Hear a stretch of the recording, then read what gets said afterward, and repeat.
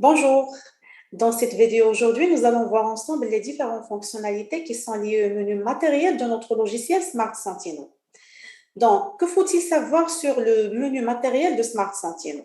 L'un des points forts de ce menu, il réside dans sa logique d'emploi et sa capacité à faciliter la gestion et le suivi de vos instruments. Il est organisé de 4 rubriques qui sont bien identifiables, ainsi que la présence de plusieurs couleurs, il vous permet de faciliter la recherche. Commençons tout d'abord par la liste du matériel.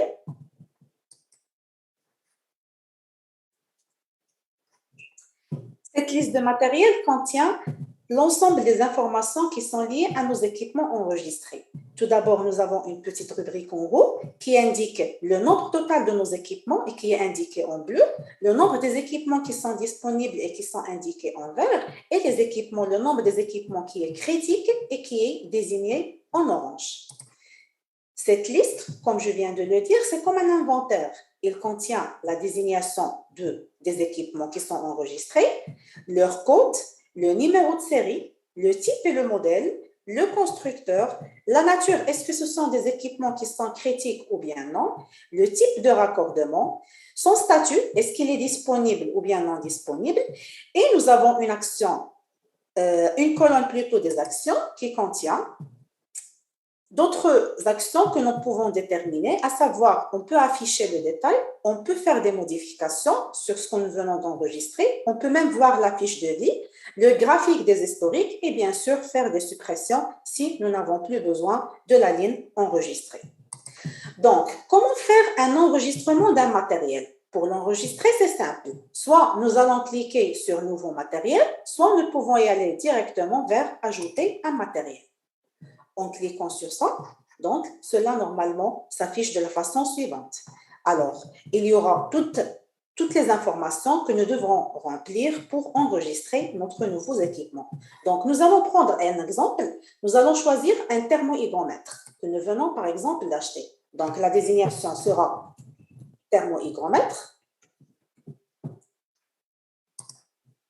Sa codification sera par exemple THY02. Son numéro d'inventaire reste facultatif. Si normalement vous avez un numéro d'inventaire, vous pouvez l'enregistrer. Sinon, il suffit de mettre un slash. Son numéro de série.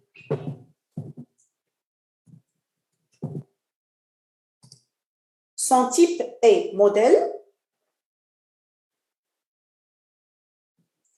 Son constructeur.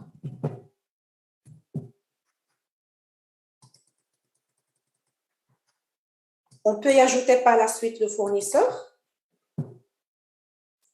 Sinon, on peut mettre juste un slash. Et par la suite, on pourra déterminer la nature, c'est-à-dire est-ce que l'équipement est critique ou pas. Donc, si vous avez déjà une idée sur la criticité de votre équipement, vous pouvez choisir l'une des deux, soit critique ou bien non critique. Dans le cas contraire, donc si vous avez besoin de vous faciliter la tâche pour savoir est-ce que l'équipement est critique, il suffit de cliquer ici. Vous aurez des questions sur lesquelles vous devez répondre et au fur et à mesure que normalement nous sommes en train de répondre à ces questions, on pourra décider est-ce que le matériel est considéré comme critique ou pas. Par exemple, si vous avez la première question et vous mettez oui, donc le logiciel va vous afficher que l'analyse confirme que le matériel est critique. Sinon, par exemple, si je dis non, on va passer à la deuxième question et ainsi de suite. Donc, il suffit de répondre et vis-à-vis normalement à l'ensemble des questions jusqu'à avoir une conclusion finale sur la criticité de mon équipement.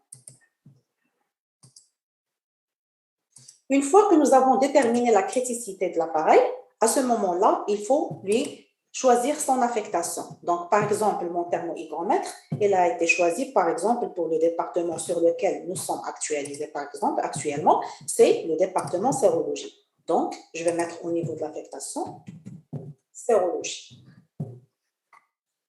On va par la suite choisir l'étendue du matériel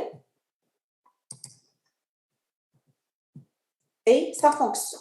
Donc, sa fonction, par exemple, cet équipement-là, il est considéré ou bien il sera utilisé pour mesurer deux paramètres, à savoir la température et l'humidité. Donc, je vais choisir tout d'abord température, sa valeur, c'est-à-dire l'étendue maximale de mon équipement, par exemple, elle est de 80, et je vais choisir l'unité. Ça va être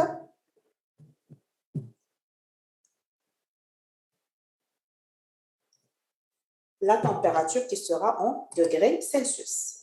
C'est mon équipement, il a une deuxième fonction. C'est le cas actuel de notre équipement que nous sommes en train d'enregistrer. Donc, il suffit de cliquer ici et vous aurez la deuxième fonction. Donc, je vais noter hygrométrie, sa valeur, et je vais choisir l'unité.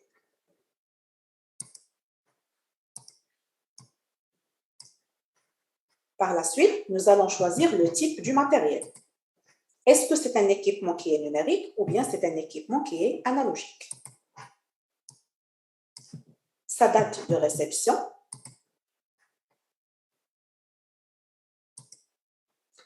et sa date de mise en service.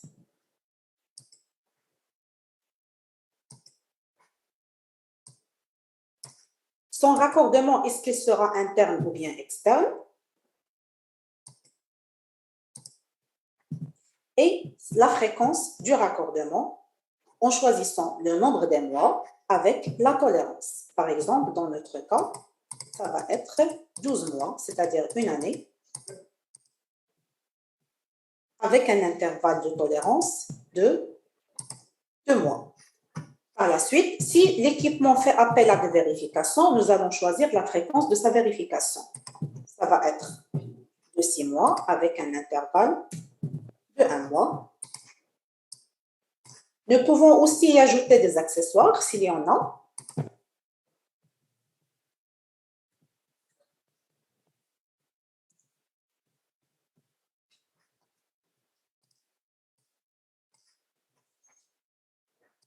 On va par la suite décider à quelle famille il appartient à l'équipement. Est-ce qu'il fait partie de la famille 1 ou bien de la famille 2? Ces familles-là, normalement, ce sont des familles que vous pouvez choisir vous-même au niveau de volet paramétrage et selon, normalement, la classification que vous faites pour vos équipements. Donc, est-ce que ce sont des équipements qui sont dits de vérification, ce sont des équipements de référence ou bien d'autres? Donc, par exemple, je vais choisir qu'il fait partie de la famille 2. Après, nous pouvons choisir une image de l'équipement s'il en existe.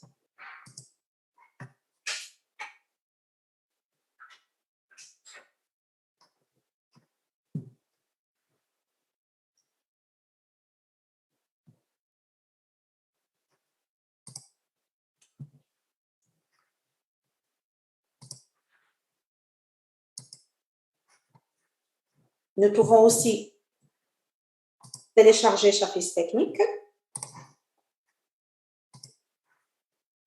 et son manuel d'utilisation.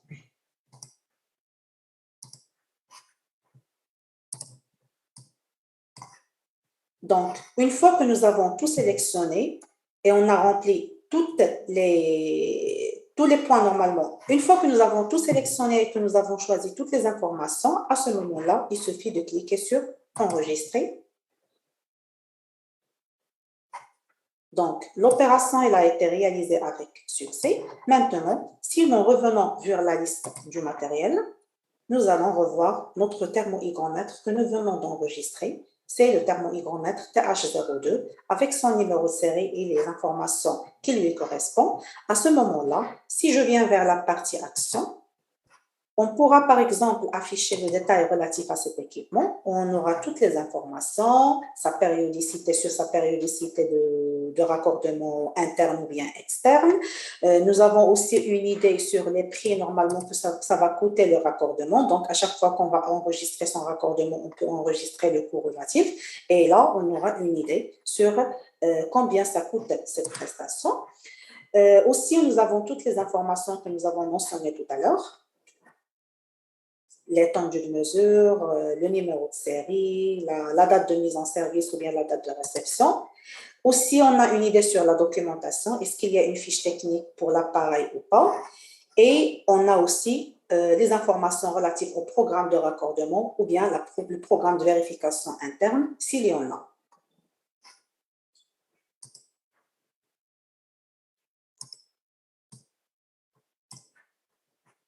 Donc, toujours dans le menu Action, on peut faire des modifications. On peut voir aussi la fiche de vie. Donc, si nous prenons l'exemple pour cet équipement-là, la fiche de vie va se présenter de cette façon-là. Donc, et au fur et à mesure qu'il y aura des interventions sur les équipements, ils vont s'afficher ici. Donc, nous allons prendre un exemple d'un équipement qui est déjà présent sur la liste. Par exemple, je prends le cas de cette micropipette. Si je vais essayer de voir la fiche de vie, nous allons voir que cette micropipette, elle a eu des interventions suivantes. Donc, il y avait un étalonnage en 2018 et en 2019, l'équipement il a été déclassé. D'accord? Donc, la fiche de vie, il va englober toutes les opérations qui ont eu lieu sur l'équipement pendant toute la durée de sa vie.